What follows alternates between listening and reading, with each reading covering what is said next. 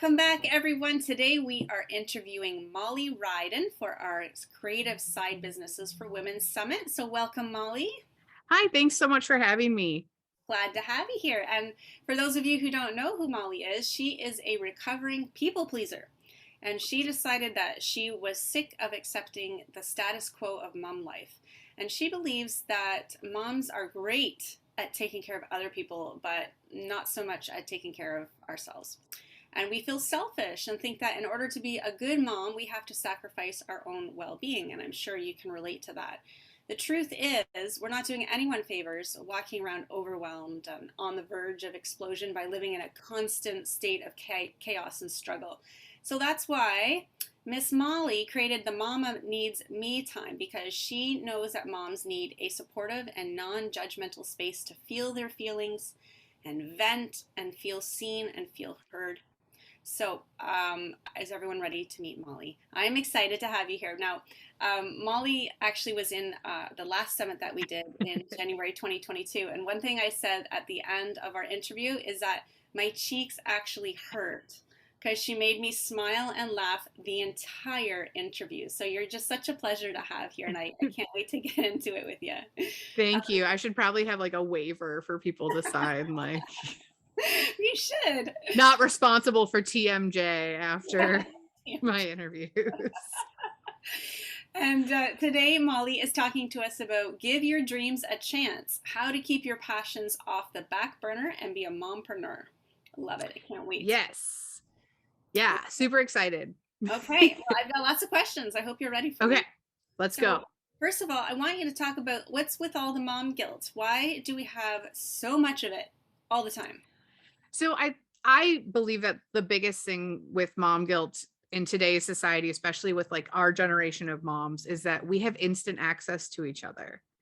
When you think back about, the 50s, 60s, 70s, even in the 80s and 90s, like moms, there was the neighborhood busybodies would like keep everybody informed about what time so and so left and what they were doing and whatever. But now we see it. And it's like, social media has become just this like highlight reel. You don't show when your kid throws Cheerios all over the house. You only show when your kid is like politely playing in the corner and you're able to like French braid your hair or whatever. Like you're just showing. We live in this state of instant gratification and of just the good stuff. And so when we have real life moments, like, I'll get a little explicit, like some kid taking their diaper off and painting the walls, if you know what I Yes, mean, yes, or I a gotcha. teenager sneaking out or stealing alcohol or whatever. We don't talk about it because we're ashamed of it. So Mhm. it's this combination of like self-image that we have as moms of like, well, I can't let Heather know that, Tommy colored on the walls because her kids have never colored on the walls. You don't know that. You don't know that. And, Mhm. and I really encourage women to break down that stigma and that belief that like I can't show anybody my imperfections because we all have them. Yeah. And we all try to be this perfect, like, there. I can't even think of like an example of a perfect mom because they don't exist, because every mom is different and Mhm. every person is different. So there is no perfect, That's but right. we all try to be, we'll use Kate Middleton as an Okay, example. good Like, one. Yeah. like she always has to be this prim and proper, perfect Yeah. princess. What stress? Yeah. And just the other day, like we see all the time when her kids act out in public outings and it makes you feel normal. And so I encourage women, like, show more of your kid throwing a fit, like show more of like the days you're just burnt out and you can't do it, Yeah. because it's a problem. Like I think it's kind of a like mental like epidemic that we think we have to always be on. Like I put eyeliner on for the first time in like 6 months Oh, today that because was because I was nice. like, I have to look good for Carrie.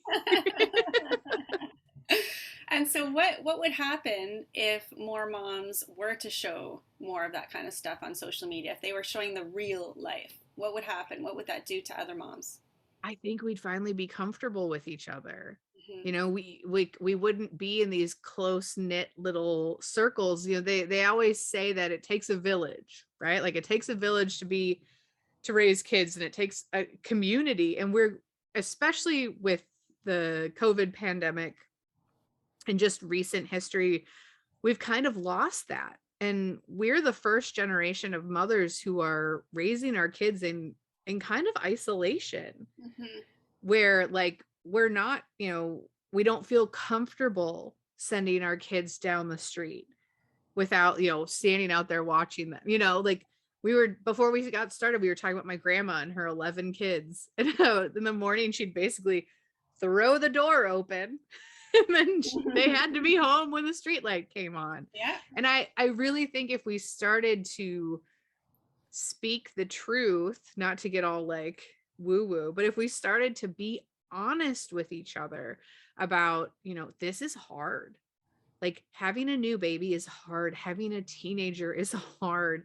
Letting your kids grow up and go to college is hard. Mhm. Like we started to really express the commonalities that we have where things are tough, Mhm. we'd we'd have each other. We'd have that, like, it's called the mom squad. Like we'd have that community of women who we could lean on and learn from. Mhm. And I mean, let's be honest, if that happened, we would just be unstoppable. Like there like the idea of perfectionism with motherhood and being a woman is what holds us back from like taking over the world, I guess. Mhm. I Yeah, think. and you brought up a good point. I think I'm a little bit of a perfectionist myself, and I know I'm not alone. There's a lot of us out there, and that's hard because we try to do everything perfect all the time, even when no one's watching, right? And that we just put all of this anxiety and all this stress on ourselves for really no reason. So how do you overcome being such a people pleaser and having this image that's not really factual? It's, I mean, it starts within yourself. You really, I encourage women to have like a gratitude and affirmations practice. And that's really where I broke down my, like, I essentially just broke the mold I had made for myself. And it, you know, it's okay for me to have purple hair. Like, I remember when I first dyed my hair purple, my father was, "You'll never get a job." And I was like, No. "I'm going to make my own job." Like, then that's not the job for me, because like this is who I am. This makes me happy. And like the number of times my child is like, "I love your purple hair." Like he just like he just goes, and the compliments I get, like dyeing my hair purple has been such Hmm. an ego booster for me. And like where I grew up, it's not a thing. I go home and people look at me like I'm like, what kind of Mhm. person is she? But it's really, you know, figuring out who you are and working on your self-image and what you want, and accepting yourself is really the first step to, you know, asking yourself if the story you're telling yourself is true. Like if you, I'm letting everyone down. Are you? Mhm. Like, are you, you know, is it, is the disappointment of your father, your husband, your kids, like, is that something that you don't want? Like my hair is just an example, but like, you know, my kid loves my hair. My partner has no problem with my hair. My dad was, he's fine with it now. When Yeah, I good. first did it, my parents were like, because it was just new. Yeah. And it's asking yourself, you know, if you don't want to focus on only being a mom, if you don't love every aspect of parenting and motherhood, Mhm. are you okay with that? If not, then you need to change your perspective on the, you know, what you do love, and stop doing what you don't like, and, you know, move in that direction. And that's where I think, I'm going to jump ahead, sorry. So I think a lot of women let go of the things that light them up inside, Yeah. and that's where they start to lose that confidence and become, you know, I hate to use the word, but like meek, where they just Mm. like, oh well, I can't do anything because I have to continue to just be there and support everyone around me. Hmm. No, you need to support yourself, girl. Get out there and do it. That's right. So, what do you think is holding women back from starting a business? They feel selfish. I mean, I truly believe that the reason women are not following their passions and doing projects that they care about is because it doesn't align with some belief system that they've built up for themselves, or they don't want to disappoint somebody. And that's where you come back to that whole, is it true? Is it true if you started the yoga studio of your dreams that your kids would be disappointed in you? Mm. Odds are really good no. your Yeah. your kids will be so happy and proud of you. And it's we go through these stages of childhood and parenthood where it's like, is your 3-year-old going to understand why you are not always there? Not necessarily, but you can explain it to them, like, mommy has to go to work, and you make sure that they're safe, taken care of, they have what they need. And then down the road, your kids are going to remember that you started this yoga empire. Like, when you Hmm. think about it, all these businesses that we hear about now, all these, high-end fashion brands, things like that, they all started somewhere. Really small. Brand, Yeah. yeah. I mean, I love there's a meme that I see frequently where it's like a bunch of garages and it's like Disney, Google, Apple, and Oh, they yeah. all started Yes. in In the someone's garage. garage, That's and right. I they saw all that. started with an idea, and Yeah. they all started with an action taker, someone who wasn't willing to accept that I'm just going to be a factory worker for the rest of my life, or I'm just going to work for IBM for the rest of my life. Like, the Yeah. people who wanted change, who wanted to follow their passions, and they did it. Hmm. And that's like, I mean, that's what I did. I was working in marketing in wine, which a lot of people are like, I can't believe you walked away from that. Yeah. But I had to pivot and take care of my son when he was in the NICU. And then I didn't want to go back to that structure. I didn't want to go back to, I work 9 to 5, my kids at daycare 9 to 5. So now I work 24/7. Yeah. I have more balance than that. But it's, I decided I wanted to help other moms and other women figure out what they wanted to do and like how they can get the time to do it. And there's that whole like wormhole of like organization and all that stuff that brought me down. And now like I'm doing it. Like, I'm not afraid to share it. Hopefully I won't be on bed rest by the time the summit airs, but I'm on bed rest right now. Pregnant with my second kid, but I'm still able to work and do fulfilling tasks Yeah. and get things done because I've created this life that allows that flexibility. That's right. That's very remarkable. So I want to ask you something. So how can you tell if you have a business idea or if it's actually a hobby? So there's not much of a gray area for me. It's all gray actually, where if it's something that lights you up and makes you happy, you can monetize that. In today's economy and the way that online businesses and things like that work, you can do anything. The example I always think of is somebody at some point came up with the idea to put a sticker on a water bottle. And now you see all over these, the glitter tumblers on Etsy, and they take these, mine's boring, but they take these Yeti cups and they make them into works of art.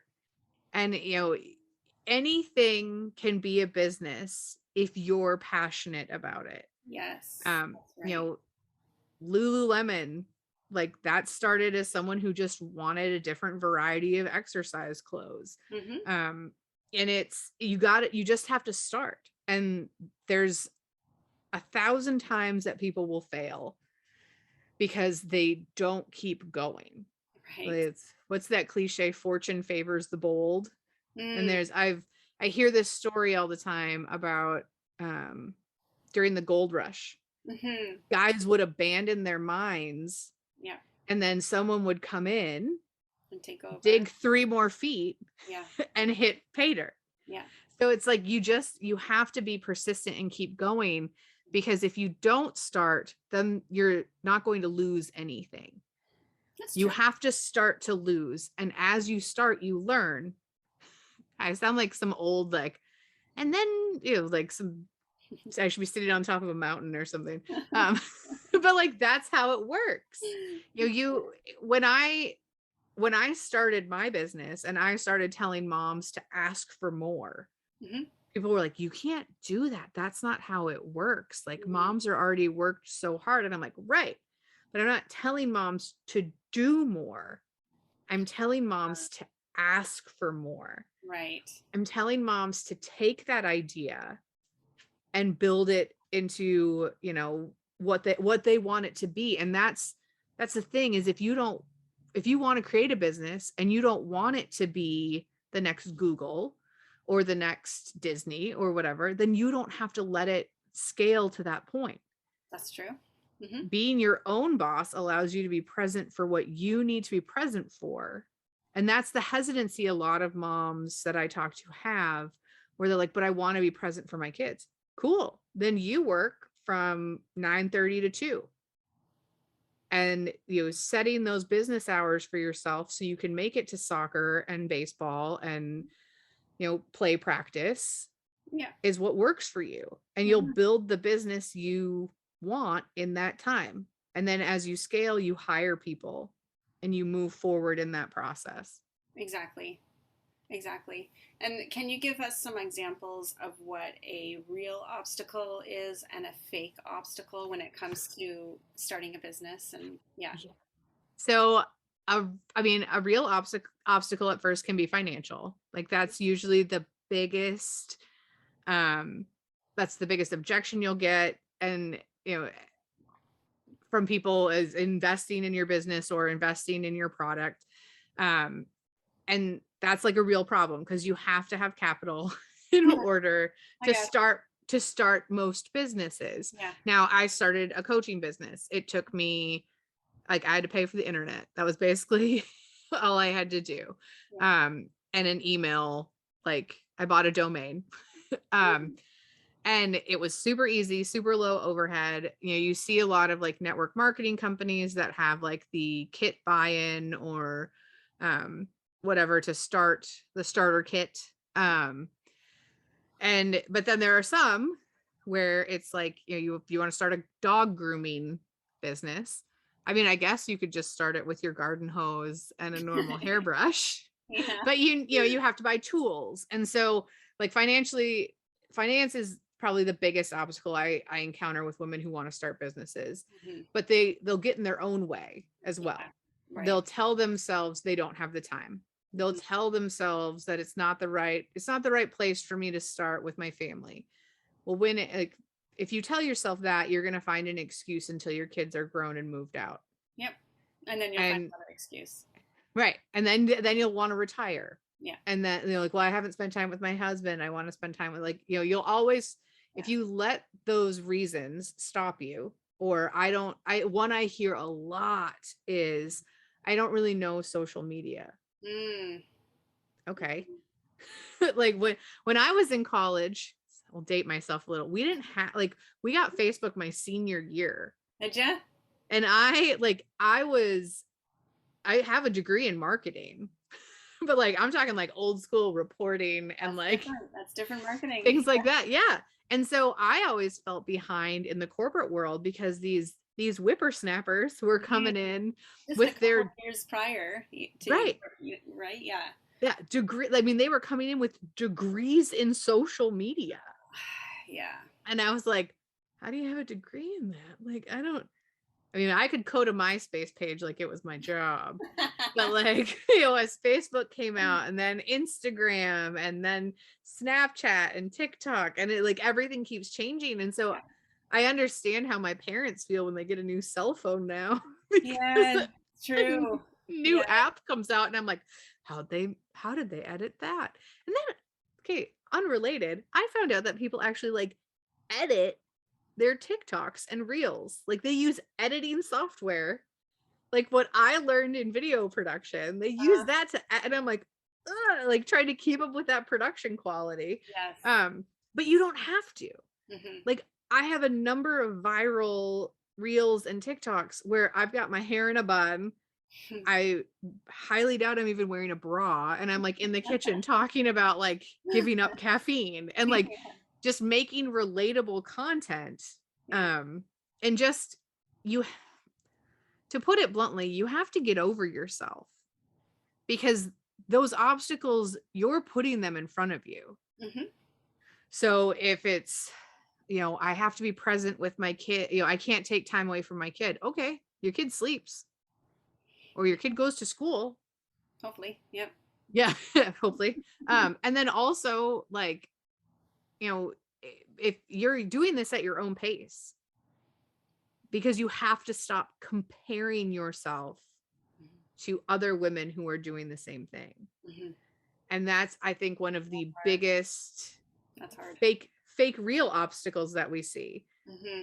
Because I'm not bagging on network marketing businesses at all, but you see, you've got these women who are at the top of the chain there, and you're like, oh, they got in before me. Oh, they're way into fitness and I'm not, or, they just know more people. Like, no, those are all excuses. Hmm. While one or more of those may be true, you're the only thing preventing you from taking the steps to take action. Yeah. And it's scary, man. Like starting a business can be really scary because you're giving up that stability of the 9 to 5 Hmm. or of the structure you built for stay at home. But there's so many different tools. I mean, there's an app for everything now. Yes. There There's is. so many different tools available to Yeah. help you maintain that structure. Hmm. And I think one of the other obstacles that gets in the way, that's a true obstacle, is communication. Hmm. In what if way? if you don't talk about it, how can you be about it? If you're not expressing to your partner your needs for like, hey, Thursday I've got this standing meeting with a client, can you make sure you're here to cover from this time to this time? And sometimes it's not going to land well. But also, if you don't ask, you can't get a yes or a no. Hmm. And so a lot of the time women just make assumptions. I mean, everyone makes assumptions, not just women, Yeah. but people will make assumptions that, well, he won't even be bothered with it, or like she can't give up the time to do it, or whatever. You don't know until you ask. Hmm. And so communicating and communicating your passions too. I've talked to quite a few women who are like, well, I'm afraid if I talk to people about it, someone's going to take my idea. Yeah, I hear that too. And Yeah. it's like, but then do it. Hmm. Like, then get started. If you're worried about someone stealing it, Hmm. then that's a business idea. Hmm. Like, That's true. You're onto then something. yeah, then you've got Yeah. a really good idea. Like Hmm. I always, when I was like 5, I came up with the idea for the gutter guard. It's Really? a thing that goes on top of the, and my dad was like, I think that already exists. And I was like, no, it's $1 billion idea. And now it does exist. And I'm like, that could have been us. We could have Mm. been, we could have been the gutter guard family. Yeah. I mean, I had no idea. I was like 5. Like, how do you start a business when you're 5? Yeah. But I think that was when Shark Tank first came out. And I was like, all my ideas should be on Shark Tank, Oh, Dad. yes. You're inspired. Yeah, like all of them should be on. We should be pitching all of them on Shark Tank. Because you never know. You Yeah. never know when your idea is the next like Mhm. $1 billion idea. Yeah, very There's true. a lot of products out there where it's like, really, I someone know. thought of this and people are buying it. But Yeah, like whatever works. I mean, I've got a ring light in front of me. Who would have thought, I 15 know. years ago that everyone would have a ring light? Or Yes, very true. So how do we organize and manage and like having a family, spending time with the partner, keeping the house clean, and starting a business or maintaining a business? How do we do all that? Where should the priority be? so I have kind of a little 7-step well, I guess it's 6 steps, like that help kind of get through that. And it's organizing, it's kind of taking an inventory and organizing priorities across the board. I'm a big advocate for time blocking as well. I think it's literally a mom's best friend when it comes to organizing a family. Some people, their brains don't work that way, and that's totally fine, but it's a visual representation of how your time is being spent. That's super helpful. Yeah. And so whether you've got 1 kid, 14 kids, no kids, it's important to recognize what you're spending your time on and to give your time that boundary of, like, I could spend all day in front of the TV. Like I could, but if I only give myself 90 minutes, like, and do like lunch and TV together, because I work from home, and I block that out in my schedule, then that's the time I give myself. And it's a little bit of self-control. It's a little bit of understanding how you're spending your time. And so the first thing I recommend when you're trying to organize or reassess your priorities, to, make a change in your family orientation, is to start with what you know. So I do this on a weekly basis where you sit down and you make a list of the appointments, or you can do it on a calendar. It gets a little chaotic sometimes, but I just dump everything out of my brain, like, haircuts, doctor's appointments, things like that. And then you look at that list and you decide what's most important to you. If you're starting a business, then you start to prioritize business tasks, like, creating content calendars, creating the content itself. And, if you notice that as you're doing these scheduling techniques, you're not getting the time you want with your significant other or your kids, then you start to prioritize that. You move that up in the order. The biggest thing for me, and I will admit that I am slightly a procrastinator, is the whole concept of eat the frog first. Do the things you don't like to do. I know a lot of people save cleaning and things like that for like Sunday. But like Sunday is also a day that you just want to relax, because it's before you're going back to getting everyone to school. And if you're working in an office, you're going back to that. So we clean throughout the week in my house, and it is a 8:15 to 8:45 task. Oh, really? Like, we have broken, I mean, laundry is obviously something that like goes differently. But we each have little tasks. Even my son has one. People think I'm crazy trying to get a 3.5-year-old to clean. We did catch him the other day using a washcloth dipped in dog water, because that's one of his tasks, is to clean the sliding door, because it's a combination of his handprints and dog nose prints. And so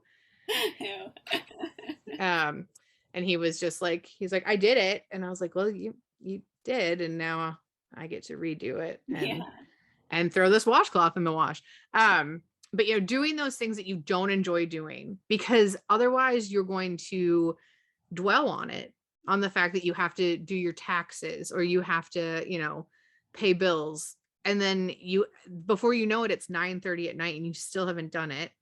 So then it gets piled on to the next day or the day after that. And it just like, it's inevitable. The icky tasks are always there. I can relate to that. And I'm a big advocate for taking those frogs and making them fun.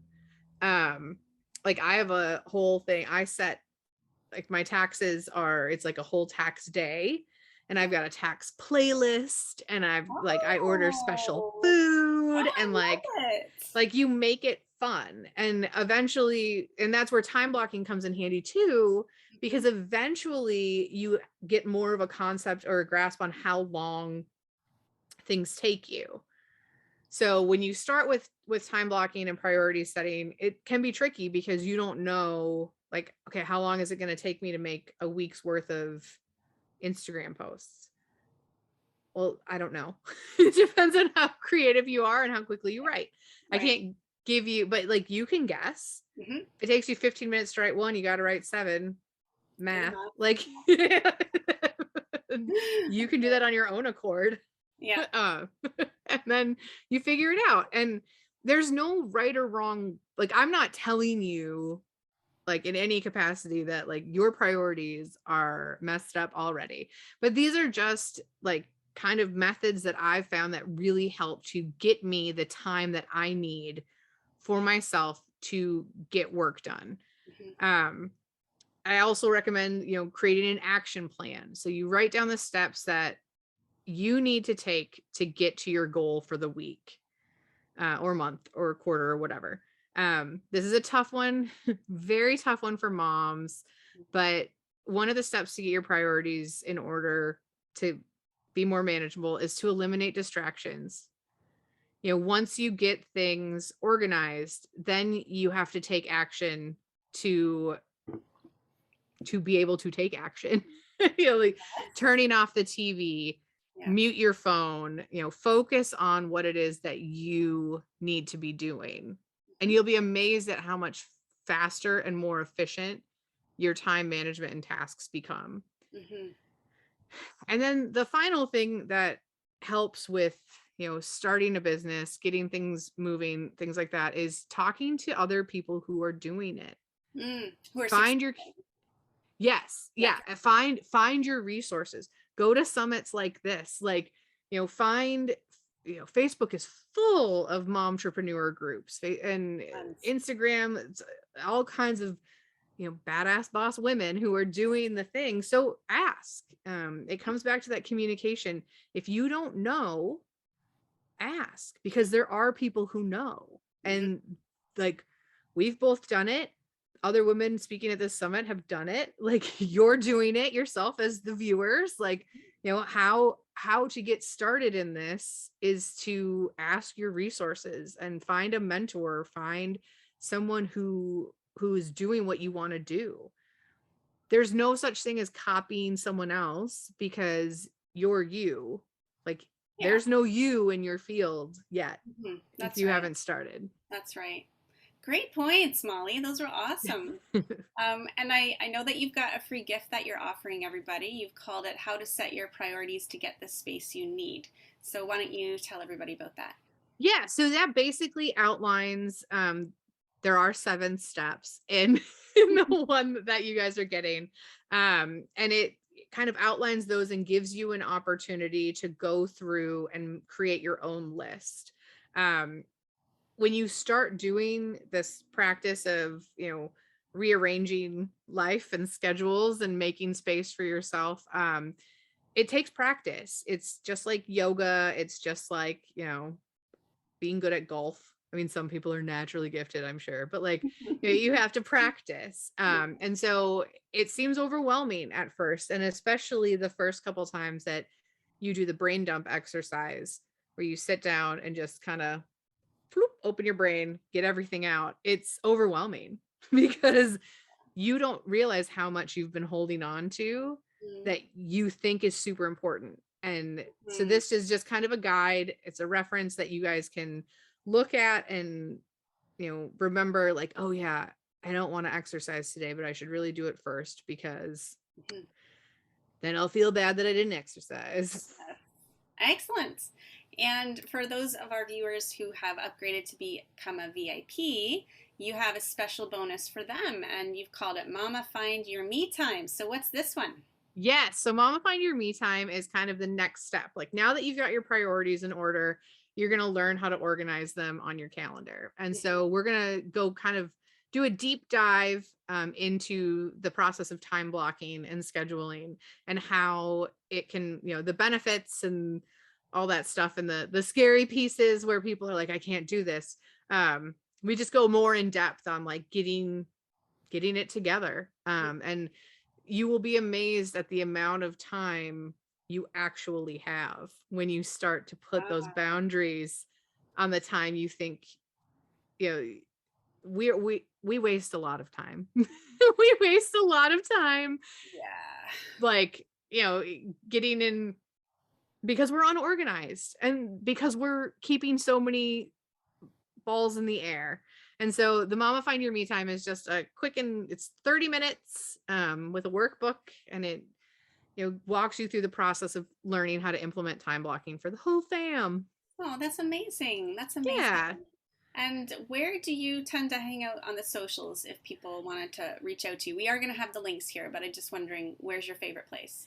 Yeah, so I'm a big fan of Instagram Yeah. because there's just so much on there. I won't even go into what I've recently become addicted to. Oh But you no. can find me at mamaneeds.metime is my username, and I'm on there a lot. I like to make reels and Mhm. watch cow hoof videos. I don't know, Carrie, I got issues. Um, it went from kids falling down, because now I feel bad when I see kids falling down in videos, to the hoof GP is the guy's name. But don't follow him, follow me instead. Yes. I also have a Facebook group called Mama Needs Me Time, where I share a lot of these resources and just talk to you about mom probs. Yes, amazing. Well, Molly, it was a pleasure to have you back. I'm so glad we got to talk again, and good luck to you with the rest of your pregnancy. Let's just hope she Yes. stays in. Yeah. Straight in there. 37 weeks or bust. Oh, God. You're almost there. You're almost there. Yes. Thank you so much for having me. I hope, your summits are amazing. I'm always glad to be a part of them. That's very sweet. Okay, you take care, Molly. Thanks.